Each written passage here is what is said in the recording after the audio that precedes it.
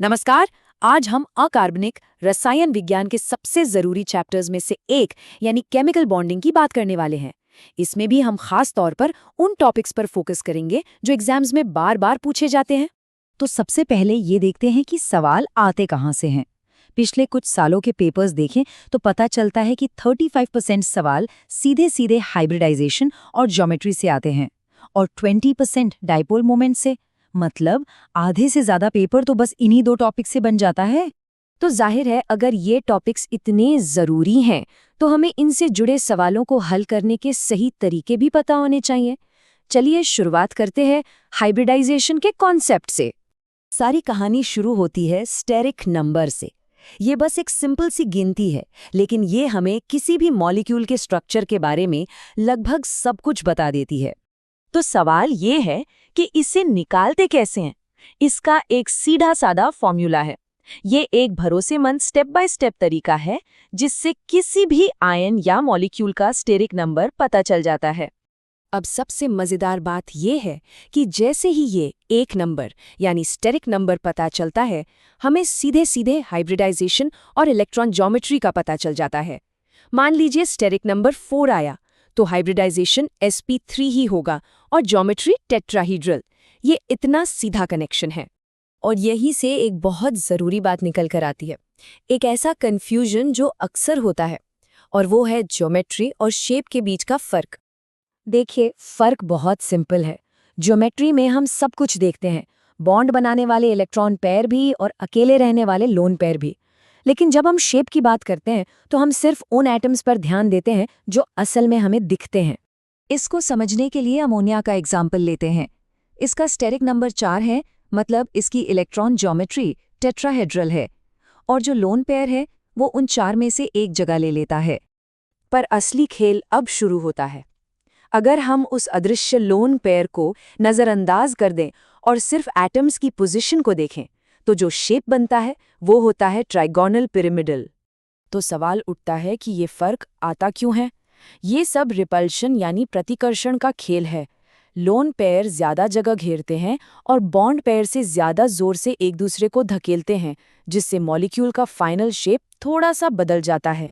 चलिए अब अपने टूल किट में एक और ज़रूरी चीज़ जोड़ते हैं। डाइपोल मोमेंट को समझना बहुत ज़रूरी है, क्योंकि यही हमें बताता है कि कोई मॉलिक्यूल पोलर है या नॉन पोलर। इसके रूल्स बहुत सीधे साधे हैं। अगर मॉलिक्यूल में सिर्फ 2 एटम हैं तो बस इलेक्ट्रोनेगेटिविटी का अंतर देखना होता है, मतलब कौन सा एटम इलेक्ट्रॉन्स को ज़्यादा जोर से खींच रहा है। और अगर ज़्यादा एटम है तो सिमेट्री यानी समरूपता सबसे अहम हो जाती है। इसका सबसे बढ़िया एग्जाम्पल है कार्बन डाइऑक्साइड। दोनों ऑक्सीजन एटम्स कार्बन से इलेक्ट्रॉन्स को बराबर ताकत से लेकिन उल्टी दिशाओं में खींचते हैं। तो नतीजा क्या होता है? वे एक दूसरे को पूरी तरह से कैंसिल कर देते हैं और नेट डाइपोल मोमेंट 0 हो जाता है। ये जो NH3 और NF3 का केस है ना, ये इस बात को एकदम साफ कर देता है। यहाँ बात सिर्फ इलेक्ट्रोनेगेटिविटी की नहीं है, बल्कि डायरेक्शन की भी है। अमोनिया में इलेक्ट्रॉन का खिंचाव एक ही दिशा में होता है, जिससे एक बड़ा डाइपोल बनता है, जबकि NF3 में खिंचाव अलग अलग दिशाओं में होता है और वो एक दूसरे के असर को कुछ हद तक कम कर देते हैं। अब देखिए, एग्जाम में सबसे जरूरी क्या होता है? स्पीड। और लोन पेयर्स को जल्दी से खोज पाना एक बहुत बड़ा प्लस पॉइंट है। अच्छी बात यह है कि इसके लिए एक आसान शॉर्टकट भी है।